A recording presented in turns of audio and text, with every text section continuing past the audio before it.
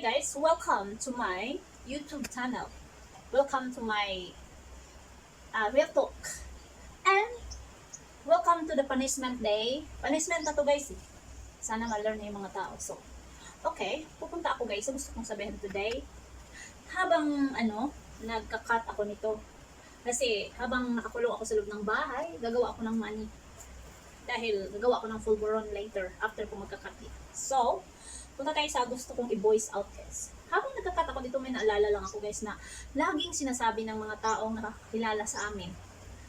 Yung mga kakilala ng papa ko, yung mga iba ko kakilala ko, yung mga almost kaedad ko.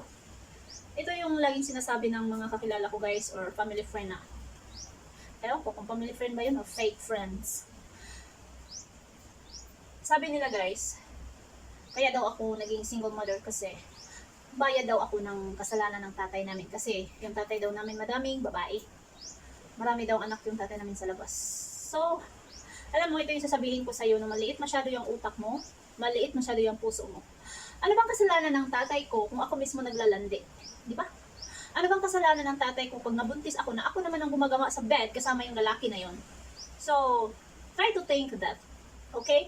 So, bakit isisisi natin sa ibang tao yung sarili nating kalandian, yung sarili nating katangahan, yung sarili nating kamalian, or etc. Bakit sa ibang tao sinisisi ng iba? So, isa lang ibig sabihin yan, masyadong close-minded, masyadong maliit ang pang-uunawa. Ito lang yung sabihin ko sa inyo. Kasi masyado kayong, makitid ang utak. Hindi porke babaero na yun ng tatay ko, marami yung babae yung tatay ko, maraming anak yung tatay ko sa labas. Ikasalanan ng tatay ko kung bakit ako nabuntis. Guys, walang kasalanan yung tatay ko, kasalanan ko, desisyon ko, okay? Pangalawa guys, ang dami kong kakilala or cousin. Hindi naman babaero yung tatay nila. Hindi naman lalakiro yung nanay nila. Pero bakit nag-single mother pa rin yung mga iba kong kakilala or iba kong cousin na mabubuting magulang naman yung mga magulang nila. So, anong gusto nyo sabihin sa ganong situation? Kasalanan pa rin ng tatay o nanay nila, kaya sila naging single mom? Na wala namang ginagawa yung tatay nila, wala namang ibang babae, kundi yung mama lang nila. So, alam nyo guys, watch your mouth. Hindi yung ibibintang sa ibang tao yung sarili mong, ginagawa. Wala namang ibang sisihin kundi sarili ko, or sarili ng ibang tao na sila yung mismong gumagawa ng mali. Ako, ang dami kong pinagdaanan sa buhay guys. Bakit kaya ganun? Lagi na lang akong masasaktan ng ibang tao na